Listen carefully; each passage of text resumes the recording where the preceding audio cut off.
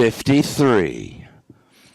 Abusive inequality, violence, murder, and tyranny are inflicted by corrupt, lost non-leaders on large fractions of the world's people.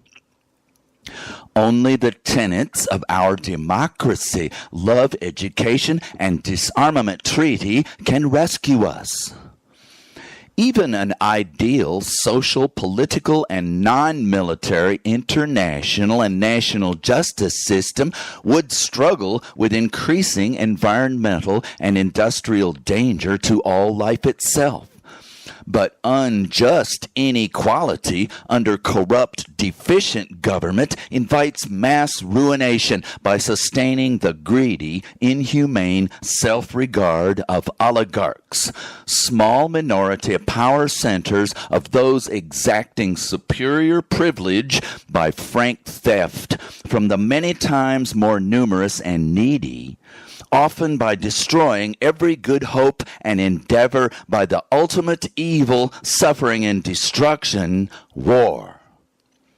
So you must replace malicious, selfish, inhuman oligarchs with loving, human care, actual public servants by promoting until adoption and enforcement simple, tough, complete new laws, in fact always are real human family rules, surely demanded for mass public rule too, by any real God of love, decency, care, and justice. Tyranny, the final destruction of democracy's potential to lead our best justice, indeed survival interventions, is ever bought with dirty private money plied on public leaders. In Israel's case, domestic and foreign billionaires with racial and religious war agendas.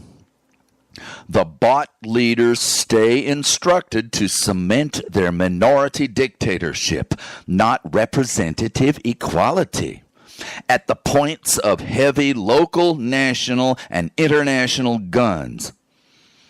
Of course, all history's disgustingly ignored lesson was always and remains to outlaw most of the weapons and all of the public bribery.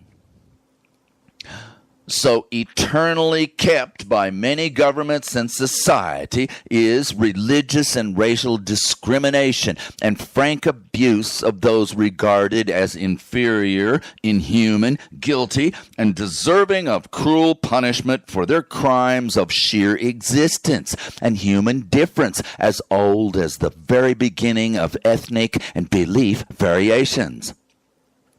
By huge contrast, the more socially and politically just and equal a society, also less armed, violent, and publicly corrupt, the more very different people, without all those tools of evil oppression, learn to love each other, just as families, neighborhoods, friends, workmates, and even faraway nations bound by all interested and served commerce also mostly love, respect, and help each other. Just as women ruled us with love for 2 million years, strongly and nobly supported by lethal hunters who never imagined even scratching a single fellow human being with weapons fatal to 500-pound saber-toothed tigers. Until the first war to steal farmers' bread, no money existed to buy military dictatorship and tyranny with. Then 10,000 years to this day, not a single financial and military power nation has controlled and limited a penny of that cold, hard cash.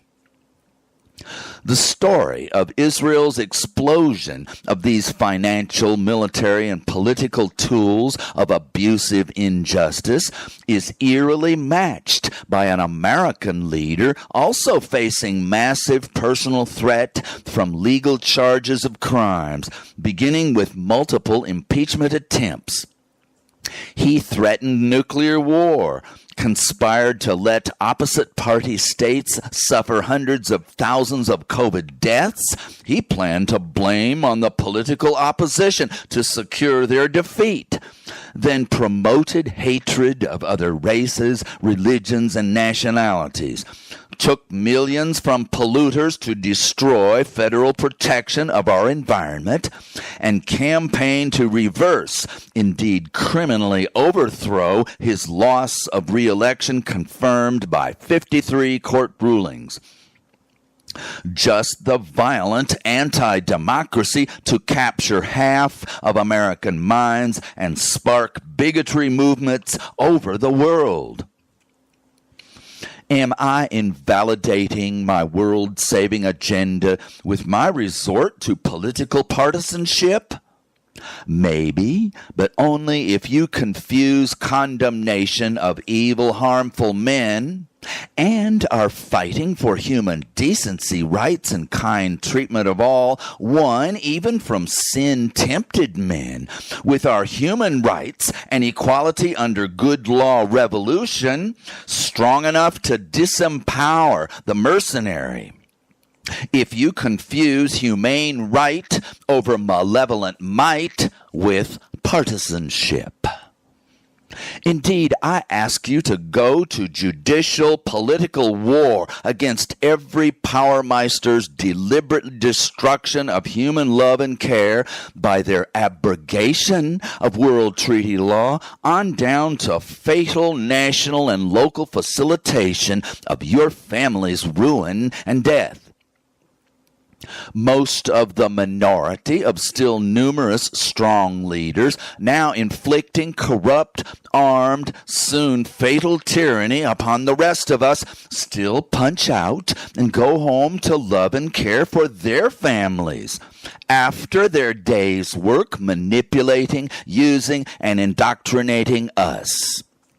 Hugely assisted by tools of coercive power and finance that many others, witnessing their terrible harm to powerless masses, condemn. But they believe fully righteous power to enforce national, religious, ethnic, and commercial superiority and excessive power they imagine instead to be justice ordained. Good people only perverted by evil opportunities. So there we have it. Just you take away their tools of abuse, and these still fundamentally good and kind people will naturally gravitate to new good opportunities, no longer evil temptations, guiding them back to love and care of all the public from their new humanity, not greed-structured offices. Finally able and willing to treat the human family as their own, no longer utterly inhuman tools to use, abuse, and kill. Just my pie-in-the-sky Pollyanna dream? No, research confirmed by thousands of histories of reforms, village to international, successfully won for all by many public benefactors, just making, winning, and enforcing far more humane, healthy, effective laws. And soon, only with your help, granting, giving us all love, health, and happiness. Forever and ever. Amen. Ha ha! So why did I bust out laughing there?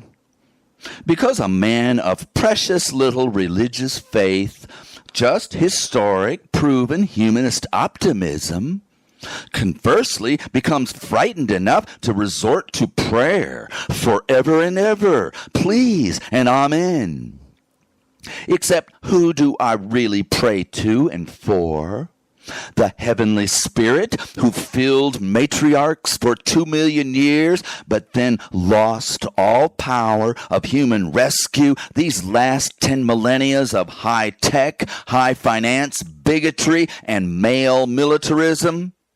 Or do I pray to my dear listeners with your 1,000% power to restore human rule and freedom by your true humanity and steady effort?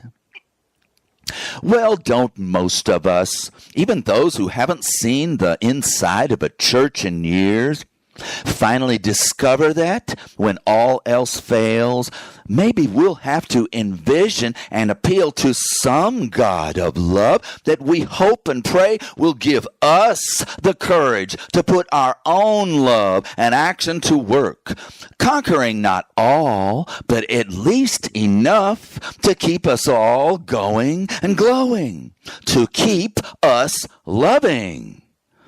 Oh yeah! I am deeply sorry to rave on past my prayerful, boisterous ending, but sudden, final humanity catastrophe rears its ugly head. But remember that I asked for divine empowerment of your action, not his magic. If only our radio telescopes heard chatter and alien Elvis tunes from 1,000 of those million fossil fuel and uranium mining worlds, we might now depend on divine intervention. But instead, only universal dead silence from those likely worlds begun means that, without your rescue, our survival chances suck.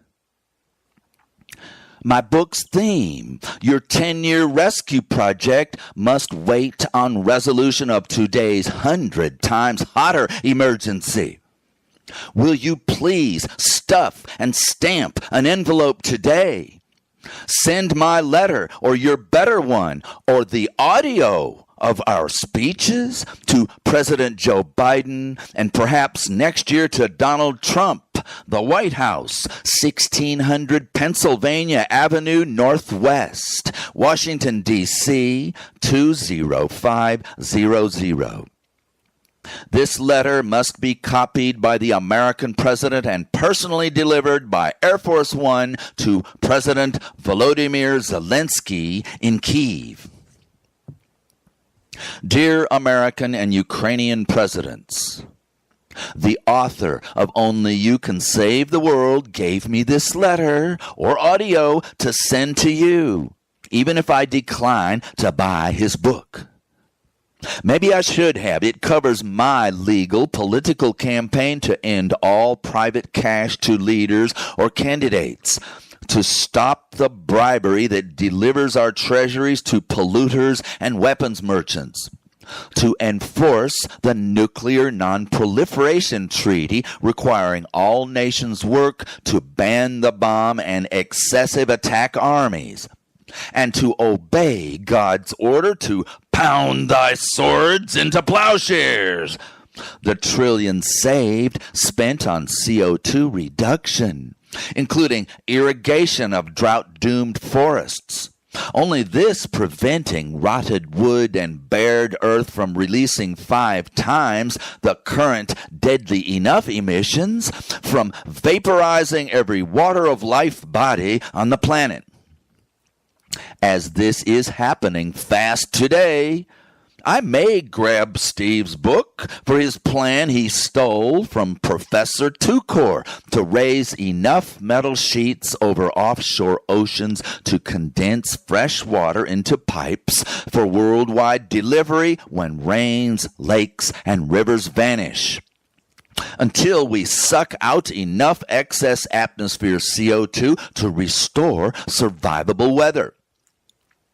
He claims that only a family lovers and protectors movement can hammer courts, legislators, and executives to mount this rescue over a desperately hurried decade, but that we're now helpless to reverse 100 times faster, worse emergency suddenly exploding likely nuclear doomsday. As of this letter's writing, only decisive, difficult action from you two war leaders determines the fate of humanity. Ukrainian forces have suddenly broken through Russian lines held since capture of 20% of Ukraine years ago.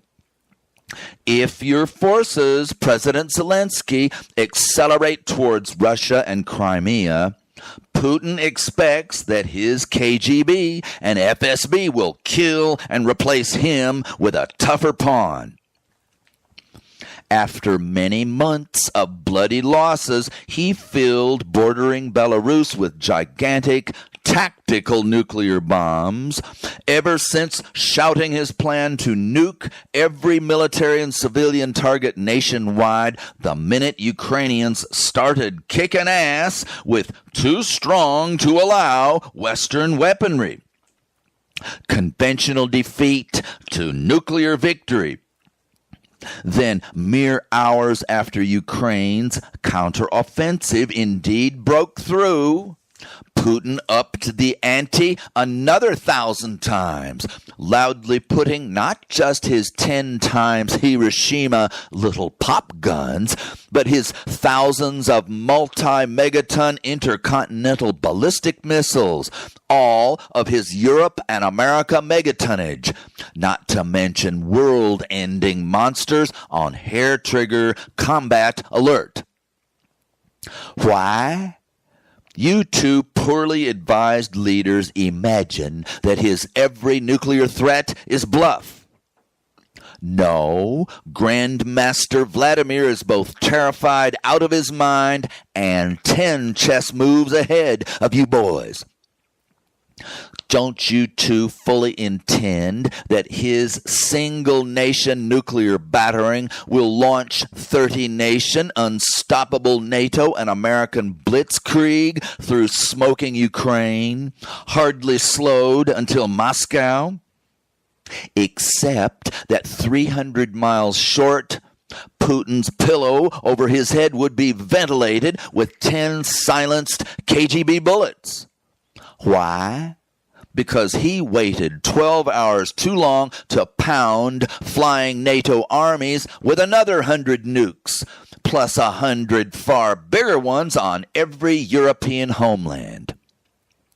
Knowing well ahead of his second onrushing defeat's personal assassination certainty, his only survival would be 4,000 missile first strike on all 30 NATO nations before their first tank closed inside 100 miles outside Russia.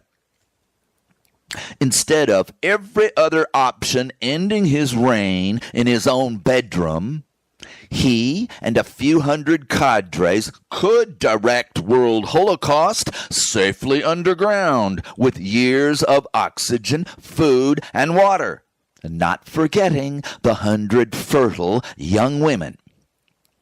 When nuclear winter thaws, they'll emerge to build Vlad's million-year Russian empire unopposed. Y'all think I'm making this stuff up? No, this century's richest, most ambitious, imperial, murderous man has devoted his entire planned far-ahead career to killing hundreds, thousands, soon to be billions, who even might hinder a fraction of his personal or imperial power. The identical behavior of all past, also highly likely XYY mutant hyper-savage emperors who commanded the 14 deadliest world attack armies in history. We Americans have blandly permitted illegal nuclear bombs for 75 years, believing their so-called balance of terror our ideal safety. Mr. Putin is far better historically educated. He studied nuclear strategy and victory from the original architects Harry Truman, Dwight Eisenhower, and John Foster Dulles, who launched that 3/4 of a century doomsday race over its first decade, shrieking massive nuclear retaliation within minutes of Russia's first mile of conventional, superior blitzkrieg into vastly overmatched Western Europe. Most of nuclear weapons' purpose has never been to just warn off others, but to use the cheap, easy, clever way to reverse your regular army's certain crushing defeat. With that glorious bonus, slaughtering every breathing being inside your arch enemy's borders. Putin surely read the whole history of hundreds of 1950s American generals screaming for simultaneous European victory and Russian extinction. Except the Russian and American antagonists held off. Putin won't. Mr. President, go to Kyiv now. Tell Zelensky to stop all drone bombing of the Moscow Hornet's Nest and stay strong and safe only by negotiating a ceasefire along front lines across eastern Ukraine. Tell him that America will equip him to halt most all land and aerial attacks into free Ukraine, and organize the world to keep impoverishing Russia until Putin gives way to a man who will consider returning stolen East Ukraine in return for 100 years of economic love from the world America has already made great strides to enlist against vicious Vladimir. But Zelensky must today give up his territory-regaining, madman Putin terrifying counteroffensive, unless he absolutely must enjoy a full 2 weeks of triumphant crowing before Ukraine, all humanity, and he dies in the close to certain nuclear holocaust resulting from his understandable desire to fully recover Ukraine soon, but total lack of foresight about how not to do it. The American, Ukrainian, and Russian presidents must not commit history's most stupid and lethal errors by infinitely genocidal, conventional, and nuclear superpowers. American power of offense to drive Putin out of Ukraine, and crazed emperor wannabe giant nuclear war upon conventional defeat. There is overwhelming circumstantial evidence of conventional driving nuclear cancer, making 1 million technoplanets unable to make disarmament law, driven then to world-ending nuclear holocaust. The crazy, evil, my defeat is everyone's doomsday Russian is beyond sanity and restraint. So only American limitation of Zelensky to strong, saving defense will save the world. Big guns, tanks, and F-16s will win nothing but Armageddon. I refer all listeners to the article by Kevin Ryan, Why Putin Will Use Nuclear Weapons in Ukraine. You presidents will hear this warning, advising speech if enough alarmed world citizens send it to you. You power and victory freaks could win thousands of times more of both by defusing your imminent conventional to nuclear doomsday. There is only one solution. Build great defenses, not offenses, along the 11-year front line where every death was for nothing. Negotiate ceasefire until some future Russian leader tires of occupying eastern Ukraine and Crimea. Rebuild your own nations in peacetime for the only success that all citizens and leaders of both nations are capable of.